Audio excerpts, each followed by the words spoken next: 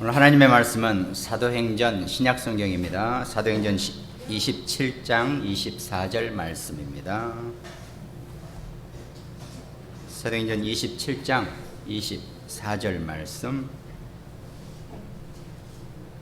함께 합독합니다. 바울아, 두려워하지 말라. 내가 가이사 앞에 서야 하겠고 또 하나님께서 너와 함께 항해하는 자를 다 내게 주셨다 하였으니 아멘. 바울아, 두려워하지 말라. 네가 가이사 앞에 설 것이다라고 하나님이 주의 천사를 통해서 바울에게 말씀을 주셨죠.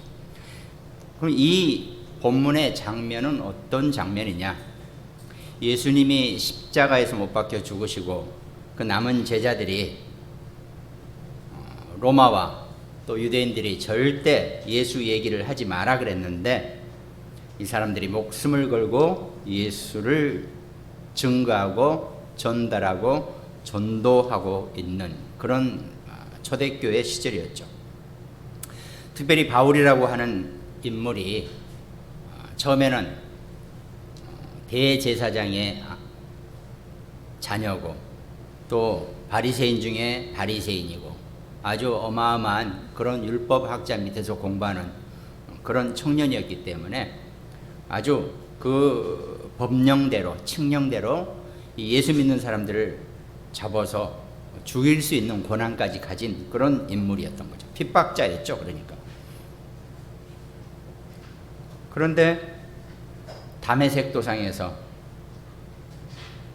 하나님의 부르심을 받고 예수님을 영접하고 하나님의 백성이 된 사람입니다. 그때부터 바울은 이 예수 이름을 증거하고 전달하고 전도하는 그런 전도자가 되었던 거죠. 그러다가 유대인들이 밀고를 했죠. 모함을 해가지고 세상을 어지럽히고 가이사 로마 황제를 의미합니다. 로마 황제 말고 또 다른 왕이 있다고 합니다. 저자가. 그러면서 바울을 붙잡혀 가게 하죠. 근데 바울이 그 총독하고 서로 대화를 나누면서 총독이 보니까 너는 아무 죄가 없는 것 같다. 그래서 그냥 너를 풀어주려고 하니까 그냥 돌아가라 라고 했죠. 근데 바울은 시민권이 유대인이면서도 로마 시민권을 가진 사람입니다. 특별히 로마 시민권을 가졌기 때문에 그 총독도 그냥 바울을 풀어주려고 그랬어요. 근데 바울은 내가 황제, 로마 황제 가이사 앞에 송사를 하겠다, 상고를 하겠다, 이렇게 상고로 얘기를 합니다. 로마 시민권자는 황제 앞으로 상고를 하면 황제 앞에까지 갈 수 있는 그런 권한이 있죠. 그래서 이제 아니 너를 풀어줬는데 왜 황제 앞까지 가려고 그러냐, 로마까지 가려고 그러느냐. 이미 바울은 로마 황제 앞에까지 가서 이 그리스도의 복음을 증거하고 전달하려는 확실한 사명을 가졌기 때문에 그렇게 상고를 한 겁니다. 근데 황제 앞에 가면 분명히 죽게 되겠죠. 분명히 사형을 당할 겁니다. 그러나 그것이 문제가 아니라 바울은 황제에게 가서 이 복음을 전해야지만이 땅끝까지 증인이 되는 이방인을 위한 하나님의 전도자로의 모든 미션이 마무리되는 그런 언약을 가진 거죠. 그래서 바울은 그렇게 하겠다 그래서 지금 이제 그러니까 아마 그리스 반도에서 배를 타고 지중해를 따라서 지금 이탈리아 로마까지 배를 타고 가는 중에 풍랑이 일어난 겁니다. 옛날에는 뭐 지금하고 뭐 크게 차이도 없겠지만은 지금은 그나마 배가 좋아가지고 웬만한 풍랑에는 괜찮겠지만 그 당시에는 뭐 이제 난리가 났죠. 풍랑이 나니까 뭐 있는 집기 다 던져버리고 막 각자 자기 믿는 신 앞에 무릎 꿇고 다 살려달라고 막 난리가 났죠. 그때 바울이 사람들 앞에서 이렇게 얘기하는 거죠. 어젯밤에 주의 사자가 내게 하나님의 사자가 어젯밤에 내 곁에 서서 말하되 바울아 두려워하지 마라. 네가 가이사 앞에 서야 하겠고 또 하나님께서 너와 함께 항해하는 자를 다 내게 주셨다 하였으니 네가 가이사 앞에 서야 하기 때문에 이 배는 풍랑이 와도 절대 죽지는 않을 것이다. 틀림없이 너는 살아서 가이사 앞에 가야 될 것이고 또 너와 함께 항해하는 사람을 다 너와 같이 살려두겠다라고 분명히 천사가 주의 사자가 내게 얘기했다는 것을 지금 선포하는 겁니다. 저희가 좀 바빠요. 저도 바쁘고 개인적으로 10월 내내 이사 준비하고 11월 달부터는 새 성전으로 이동을 해야 됩니다. 아마 그때까지는 저는 코로나에 안 걸릴 겁니다. 해야 할 일이 있으니까요. 또 바빠요. 저 개인 집도 또 그때쯤에 이사를 해야 됩니다. 뭐 이제 옮겨야 될 상황이 돼가지고 일이 많으니까 아마 하나님이 저를 비껴가게 하실 것입니다. 물론 저도 방역을 철저히 하고 살죠.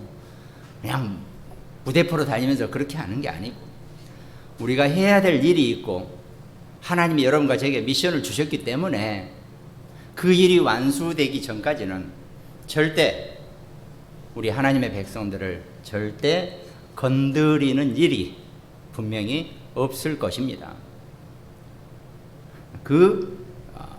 바울이 지금 로마 황제 앞에 상고를 했고 로마 황제 앞에 가서 예수 그리스도가 왜 십자가에서 못 박혀 죽으셨는지 온 인류를 위해서 인류의 운명과 저주와 재앙과 팔자의 그 원죄를 대신 해결하신 이 문제를 선포하기 전까지는 바울은 절대로 죽을 수가 죽을 이유도 없다는 것입니다. 그러니까 아무리 풍랑이 일어나도요 배가 가라앉지만 않으면 괜찮아요. 좀 속이 울렁거릴 뿐이지 버티고 있으면 가요. 근데 이 배는 완전히 파산이 돼버렸어요. 배가 다 부서져 버린 거죠. 그래도 한 명도 안 죽고 다 그쪽 어디 가까운 데로 다 살아나갔다라고 기록이 되어 있습니다. 하나님이 약속하신 것처럼 바울과 함께하는 사람은 절대로 하나님이 네가 증거를 보이는 것처럼 누구도 하나도 건드리지 않겠다라고 분명히 약속하신 것처럼 바울은 그 증거를 가지고 간단 말이죠. 그게 오늘 본문 제목처럼 바울이 가이사 로마 황제 앞에 서야 될 이유입니다. 내가 그냥 뚝심으로 내가 배짱으로 로마 황제 앞에 가겠다는 게 아니라 로마 황제 앞에 갈 수 있는 절호의 기회에 내가 황제 앞에서 이 예수 그리스도 복음을 증거하고 전달해야겠다. 이 언약을 확실히 바울은 붙잡은 겁니다. 구약 성경의 모든 렘넌트 7명부터 시작해서 모든 성경의 영웅들은 그 시대의 최고 절대 주권자, 권위자 앞에까지 다 섰던 사람들입니다. 요셉은 총리가 돼서 바로 황제 앞에, 바로 왕 앞에 섰던 사람이고 모든 인물들이 다 그런 인물들이었어요. 엘리사에게 나의 아버지여라고 이스라엘 왕이 그렇게까지 불렀단 말이죠. 이게 바울은 확실하게 성경 인물들의 그 언약을 붙잡고 지금 황제 앞에 가이사 앞에 가야겠다라고는 그 언약을 선포하고 있는 겁니다. 그래서 그것을 우리가 24, 25 영원의 응답이라고 우리가 많이 간혹 또 계속 표현하고 있습니다. 오늘 서론에는 24, 25 영원은 시간표입니다. 우리가 이 시간표에 대해서 서론에 잠깐 말씀드리겠습니다. 먼저 24시. 하루는 24시입니다. 그건 우리 인간들이 정해놓은 거예요. 시계 아무리 들여다봐야 24시로 끝나요. 다시 새로 시작된단 말이죠. 하나님 또 지구를 그렇게 천체를 그렇게 운행하게 하셔가지고 지구가 자전과 공전을 거듭하면서 하루를 그렇게 돌아가게 만들어 놨단 말이죠. 24시로 우리가 구분해 놓은 거죠. 모든 인간에게 공평하게 주어진 하루의 시간입니다. 누가 더 쓰고 누가 덜 쓰고 없습니다. 문제는 내가 잠을 11시간 자버리면 13시간밖에 못 쓰는 거고 잠을 5시간만 자면 어떻습니까? 나머지 시간은 내가 더 쓰는 거고 뭐 다 달라지겠죠. 우리 마음대로 이 시간을 24시를 더하고 덜 할 수 없다는 겁니다. 어떻게 보면 이 시대를 사는 여러분과 저의 한계라고 볼 수도 있죠. 이 시간표적인 한계. 그러면서도 우리에게 주어진 최고의 시간이 24시입니다. 내가 최고로 누릴 수 있고 내가 최고로 활용할 수 있는 그 무한대의 시간까지 늘릴 수 있는 그런 축복을 우리가 24시 속에서 누릴 수 있어야 되는 거죠. 하나님은 우리에게 가장 정확하고 필요하고 충분한 시간을 이미 24시로 주셨다는 겁니다.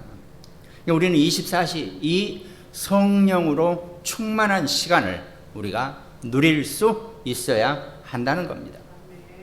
그걸 우리가 24시라고 여러분이 보시면 될 것 같아요. 그 다음에 25시. 25시는 실제적으로는 25시는 여러분과 저한테는 없습니다. 우리에게는 없는 시간이에요. 물론 게오르균가 지은 25시라는 소설이 있어요.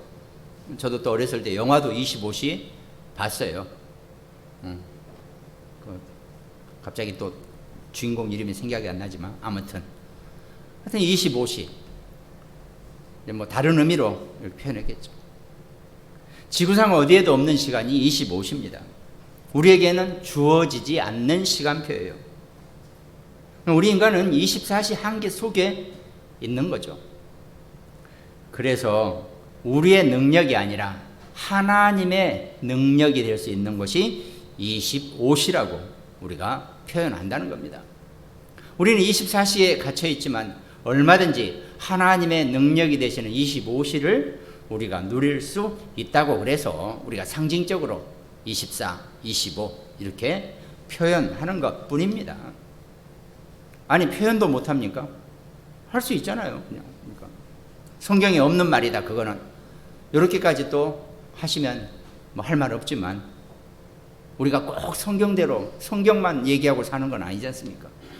하나님의 말씀을 잘 받아들이고 또 우리가 쓸 수 있는 언어로 표현할 수 있는 것이 뭐 24, 25 그리고 나서 시간표 중에 영원의 시간표입니다.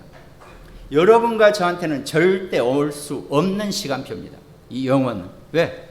우리는 영원한 존재가 아니거든요. 우리 육신은요, 때 되면 다 쇠해지고 노해지고 다 쓰러지게 되어 있다는 겁니다. 우리는 가질 수 없는 시간표가 영원의 시간표예요. 그러나 하나님이 그런 우리에게 구원받은 하나님의 자녀는 영생을 얻었다 그랬습니다. 영생이라는 것은 영원한 생명을 의미하고 영적인 생명을 의미하기도 하죠. 그렇기 때문에 우리는 상상할 수 있고 소망할 수 있고 얼마든지 원할 수 있는 시간표고 우리가 누릴 수 있는 시간표가 영원의 시간표라는 겁니다. 왜 나는 육신으로 80, 90, 1957년에 태어나서 2000년 어느 때 저는 사라지겠죠, 육신은. 그러나 하나님이 인류에게 허락하신 그 영원의 시간표 속에서 나는 존재했다가 나의 영혼은 영원히 그 시간표를 누리고 있다는 겁니다.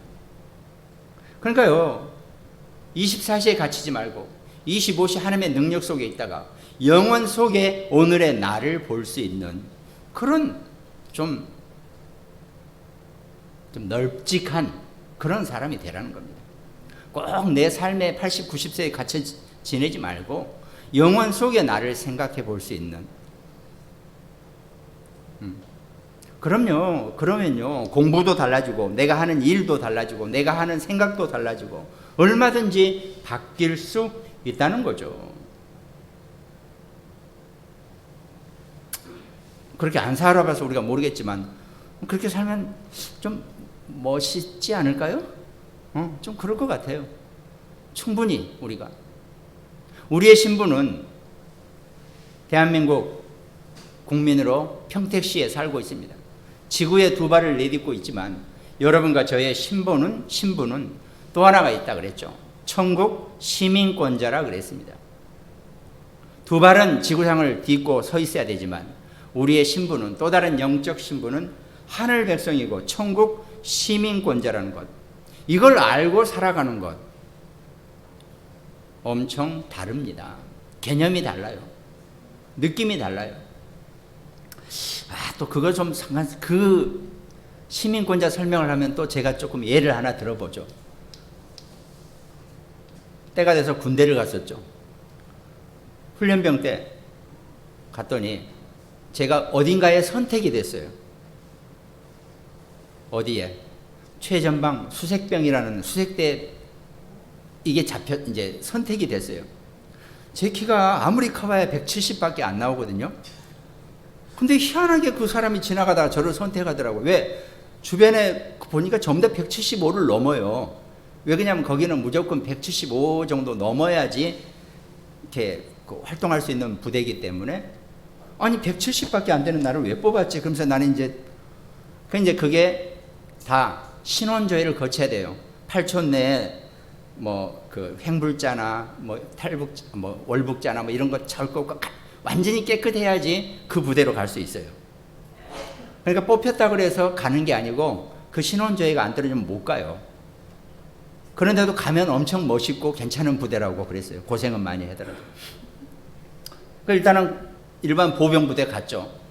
그러니까 거기 간데 소속은 거기지만 저는 이미 그 부대로 선택을 받았기 때문에 느낌이 다르더라고요.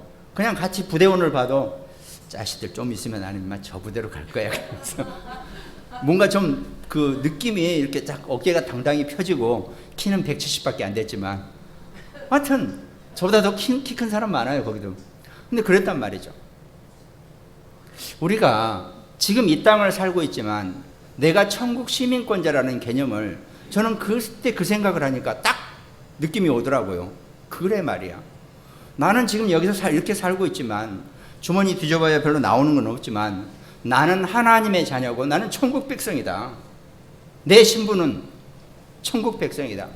이게 있더라니까요.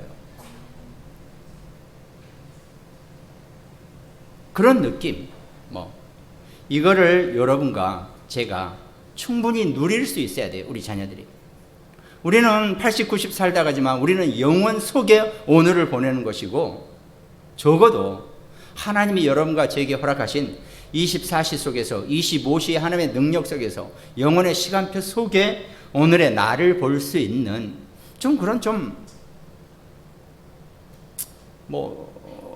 형편이 여의치는 않겠지만 생각이라도 좀 그렇게 멋있게 갖고 있으면 분명히 하나님이 그 누림 속에서 여러분과 저와 우리 자녀들, 렘넌트들을 응답하실 것입니다. 우리가 그 소망과 언약을 가지고 우리가 신앙생활을 하는 거죠. 그럼 오늘 본론에서 바울은 이 세 가지 시간표의 응답을 어떻게 누렸느냐? 첫 번째가 바울은 24시 언약의 제목이 있었다는 거죠. 바울은 24시가 자기의 시간에 나의 한계인 줄 알면서도 그걸 뛰어넘을 수 있는 언약을 붙잡았다는 겁니다. 그것이 바로 사도행전 9장 15절에 바울이 처음으로 예수님을 만나고 구원받았을 그 시간표죠. 주께서 이르시되 가라, 이 사람은 내 이름을 이방인과 임금들과 이스라엘 자손들에게 전하기 위하여 택한 나의 그릇이다라고 그랬거든요. 바울이 하나님이 택한 하나님의 그릇이래요. 그것이 여러분과 저와 우리 자녀들의 그릇입니다. 하나님이 여러분과 저와 우리 자녀들을 향한 택한 나의 그릇이라고 하나님이 기뻐하신다는 겁니다. 그러면서 그것이 바울의 언약이었어요. 그걸 아나니아가 바울에게 전달해 주는 거죠. 야, 내가 기도하다 보니까 너를 하나님이 이방인과 임금들과 이스라엘 자손들에게 전하기 위해 택한 하나님의 그릇이라고 그러더라. 이렇게 알려준단 말이죠. 바울은 그걸 언약으로 잡았단 말입니다. 그런데 바로 그 다음 절에 바울의 비전이 나오죠. 사도행전 9장 16절. 그가 내 이름을 위하여 얼마나 고난을 받아야 할 것을 내가 그에게 보이리라 그랬어요. 감사하죠. 우리가 하나님께 택한 그릇이라니까 얼마나 감사합니까? 그런데 그 길은 고난의 길이라고 하나님이 말씀하고 계신다는 거죠. 그게 또 고난의 길이니까 그래 말이야. 내 지금 이렇게 어렵고 힘든 거 전부 다 그거야. 그거 아니거든요. 그 고난 아니에요. 하여튼 기독교인들은 조금만 그냥 힘들고 어쩌면 하나님 제가 핍박을 받고 고난을 받습니다. 뭐 그런 얘기 안 해도 됩니다. 그런 고난 아니에요. 그러나 어쨌든 고난은 때로는 우리에게 또 이 바울에게 닥쳐올 수 있는 거죠. 바울이 여러 가지로 모함도 받고 돌 맞아서 죽기 직전까지도 가고 뭐 그랬습니다. 그러나 바울은 그걸 비전으로 붙잡았어요. 그러면서 바울의 꿈은 뭐였냐? 결국은 이방인이란 것은 어디까지 가야 될지를 몰라요. 유대인 아닌 사람들은 다 이방인들이기 때문에 땅끝까지 증인의 삶을 살아야 되는 그것이 바울의 꿈이었습니다.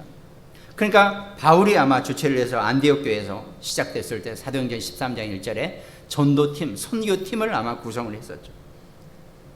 그러면서 사도행전 19장 21절에 보니까 이 일이 있은 후에 바울이 마게도냐 아가야를 거쳐 예루살렘에 가기를 작정하여 이르되 내가 거기 갔다가 후에 로마도 보아야 하리라고. 바울은 마지막이 자기의 이 전도 여행의 선교 여행의 마지막이 로마일 것을 분명히 형상화, 이미지화 했다는 겁니다. 그냥 자기는, 이게 바울은 여러분들 다닐 때 자기는 반드시 로마의 마지막으로 가 있는 그 이미지를 확실하게 붙잡은 거죠. 그런 표현을 하죠. 내가 후에 로마도, 지금 이때는 어마어마한 역사가 일어난 뒤입니다. 내가 이 일로 만족하는 것이 아니라 나중에 로마도 갈 것이다. 바울은 분명히 얘기합니다. 그러니까 얼마나 좋아요. 유대인들이 모함을 해가지고 총독 앞에 끌려가니까 잘 됐다. 이게 로마로 가는 최고의 길이구나. 내가 고생스럽게 뱃사 끊어서 배표 끊어서 막 가다가 강도 만날지 모르고 온갖 고생을 하면서 가는 것보다는 로마 군인들이 지키면서 황제 앞까지 자기를 데려가는 게 훨씬 안전하고 멋있거든요. 그러니까 바울은 그렇게 얘기하는 거죠. 내가 후에 로마도. 그러니까 딱 총독 앞에서 바로 이게 응답이구나 그러면서 바울은 황제 앞에, 가이사 앞에 내가 상소를 하겠다. 이렇게 표현을 한다는 겁니다.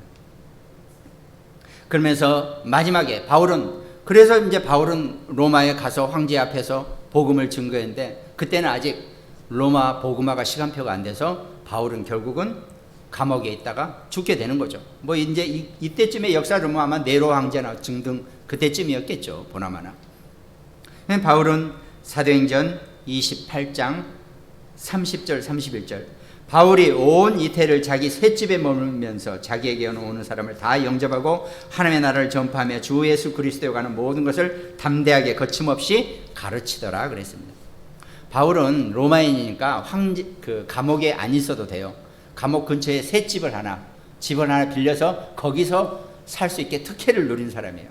그러니까 감옥 안에 갇혔으면 누가 면회도 안 되고 누가 못 왔겠지만 그래서 감옥 근처 셋집에 있으니까요. 일단 그 안에서 갇혀서 집을 나가지만 마라 이렇게 돼 있기 때문에 가택 연금을 당했기 때문에 사람들이 찾아오는 것은 아무렇지 않았죠. 그러니까 온 로마에 있는 사람들이 다 바울을 거의 왔겠죠. 친지, 친척, 온갖 사람들이 소문 듣고 거침없이 담대하게 예수가 그리스도임을 2년 동안 전했다 그랬습니다. 그것이 로마를 완전히 뒤집어 버리고 복음화할 수 있는 최고의 바탕이 되었던 거죠. 여러분, 코로나니 뭐니 많이 힘드시죠? 경제도 쉽지 않습니다. 낙심하지 마시고 하나님이 여러분과 제게 주신 이 언약과 비전과 꿈과 정말 이미지와 이 실행을 마지막 인생 작품이 될 수 있는 이 CVDIP를 정말 붙잡고 승리할 수 있는 여러분과 저와 우리 자녀들 렘넌트 되기를 주님의 이름으로 축원드리겠습니다. 그때부터 바울은 이 절대 언약을 붙잡은 겁니다. 그렇지. 나는 이방인을 위한 임금들 앞에, 황제 앞에 하나님의 나라를 세우시기 때문에. 이 요셉은 그러니까요. 해와 달과 11별이 자기에게 절하는 꿈을 꿨기 때문에 자기는 노예로 잡혀가도 감옥에 들어가도 절대 겁나지 않았습니다. 불안해하지 않았어요. 왜? 아니, 하나님 내게 분명히 그 언약을 주셨는데, 해와 달과 11별이 절하는 그 언약을 줬는데 이 언약이 성취되기 전까지는 나는 죽을 수도 없고 죽을 이유도 없고, 그러니까 하나도 겁나지 않았던 거죠. 바울도 마찬가지겠죠. 로마 황제 앞에까지 가서 이 복음을, 로마를 복음화시키는 모든 베이스를, 바탕을 마련하기 전까지는 바울은 죽을 이유가 없었다는 겁니다. 그것이 바울의 24시 언약 제목입니다. 그러면서 바울은 25시, 본론의 두 번째로 성공 기준이 있었다는 거죠. 바울은 미리 그 응답을 본 사람입니다. 담대하라, 네가 예루살렘에서 나의 일을 증언한 것 같이 로마에서도 증언하여야 하리라라고 계속 언약과 메시지를 하나님께 받은 겁니다. 그 성경의 영웅들이 바로 7 렘넌트들이 다 이런 인물들이었어요. 말씀만 붙잡고 있었는데 하나님의 나라가 임했다 그랬습니다.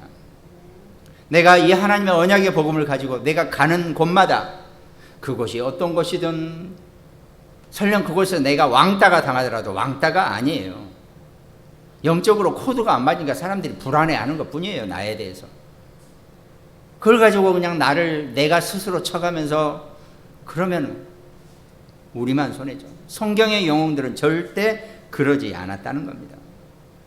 하나님의 언약 말씀 붙잡고 있으니까 때가 되니까 완전히 하나님이 기도 응답 속에서 응답을 받게 해 준다는 겁니다.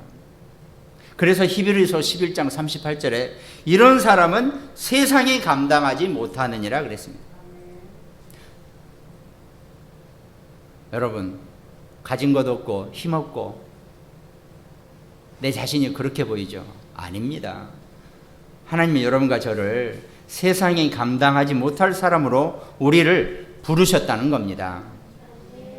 절대 소침하지 마시고 정말 담대하게 하나님 나라의 귀한 자녀로서, 백성으로서의 축복을 정말 마음껏 누리시기 바랍니다. 그게 25시 하나님 나라의 능력의 시간표입니다. 그러니까 초대교회는 그 25시 시간표를 마음껏 누린 사람들이죠.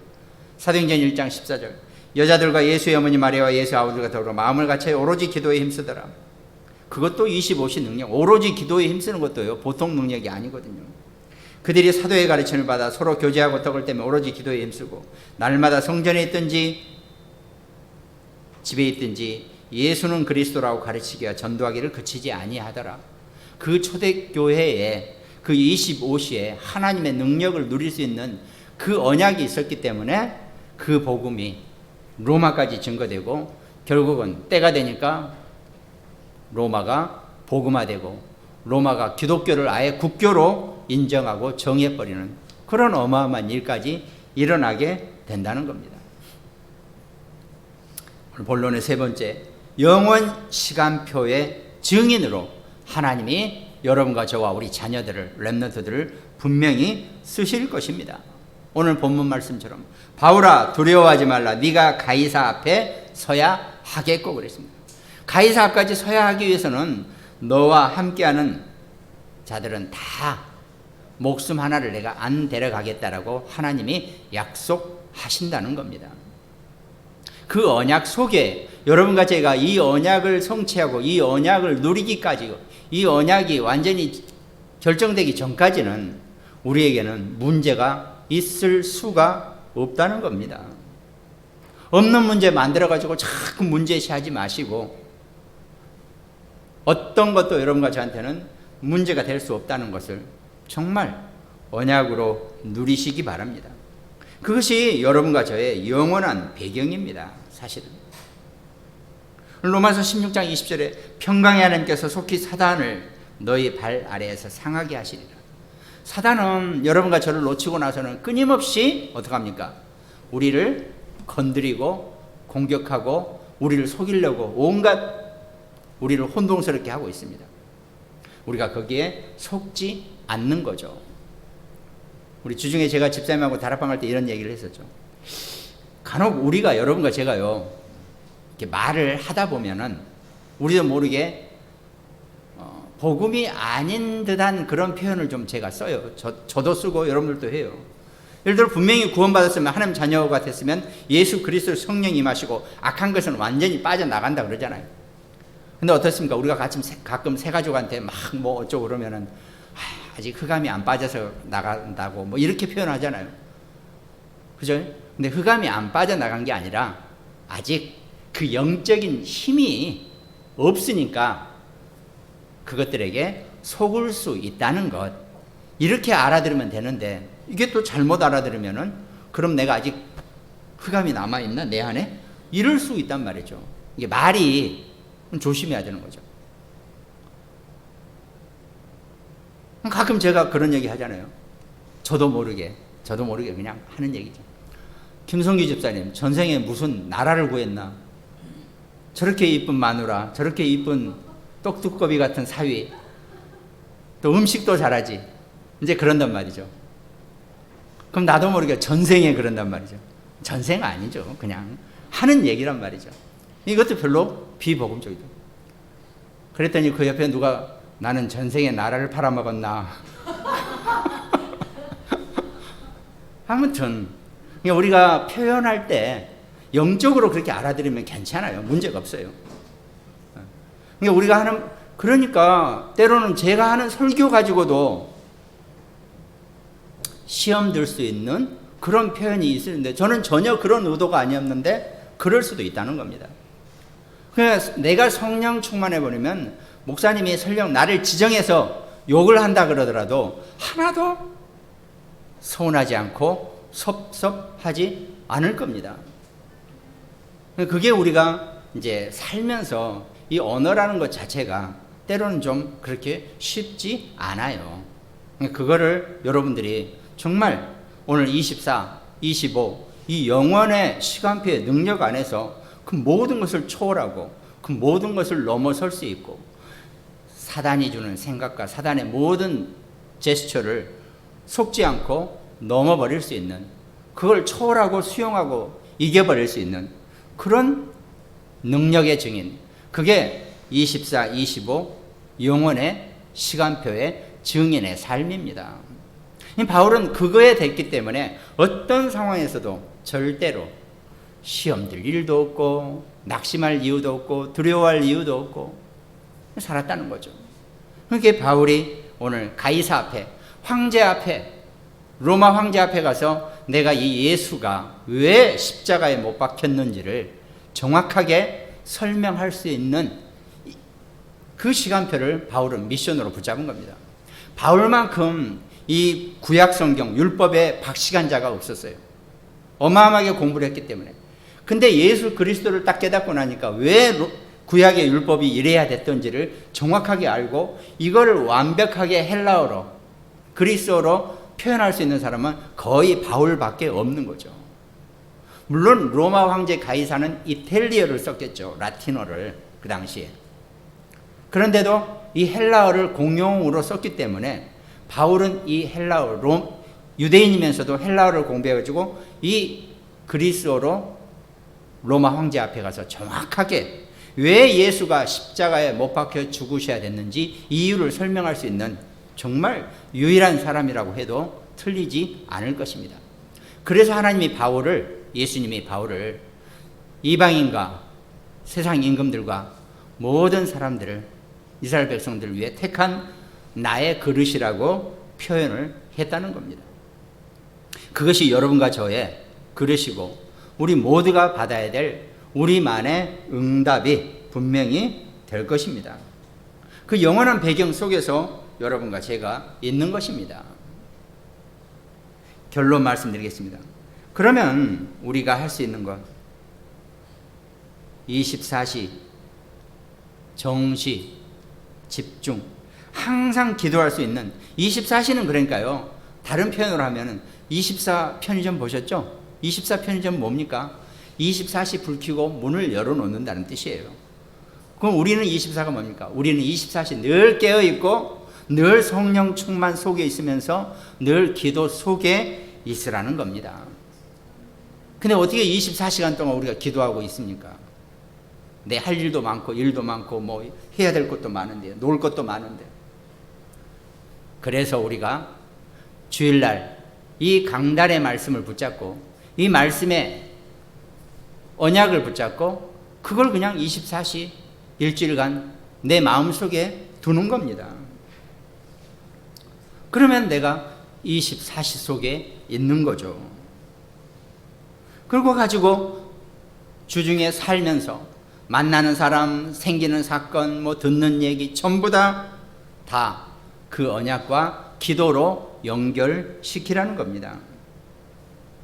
그러면 인본주의 쓸 일도 없고 율법주의에 묶일 이유도 없고 이상한 신비주의에 갈 이유도 하나도 없다는 겁니다.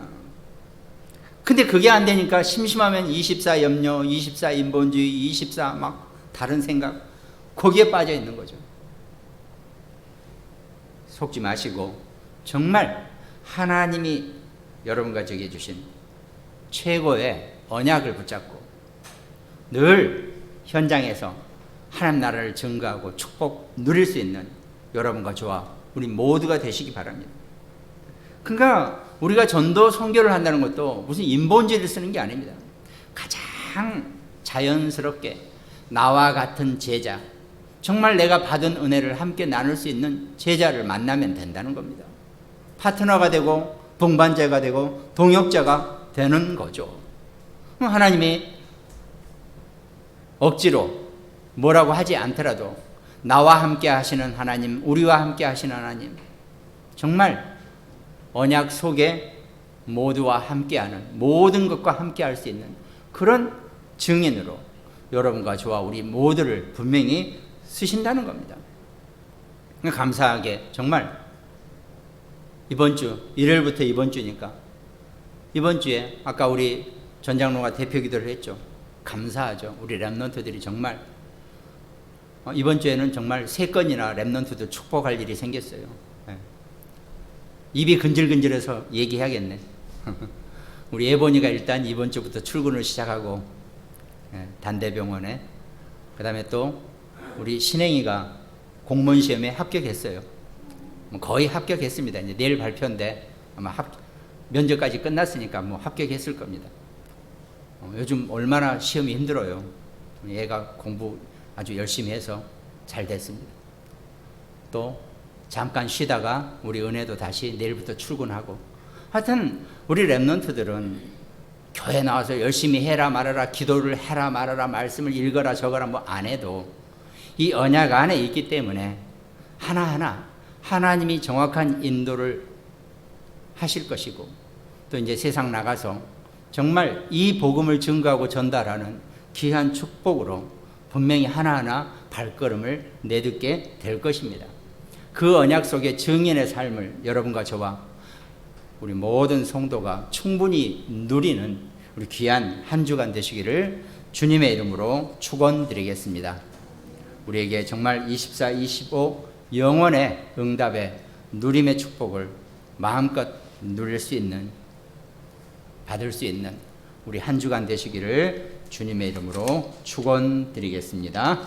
또 말씀을 함께 나누는 우리 모든 가정, 또 굿모닝병원 현장, 대전의 안지영 집사, 광주, 인천, 일본, 미국 지교회, 정말 모두가 말씀 속에서 원네스가 되어지는 말씀 성취의 축복을 마음껏 누리는 한 주간 되시기를 주님의 이름으로 축원드리겠습니다. 기도하겠습니다. 하나님 감사합니다.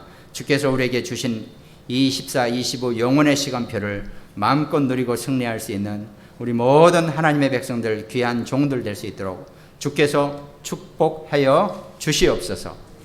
감사를 드리옵고 우리를 구원하신 예수 그리스도 이름으로 기도드립니다. 아멘.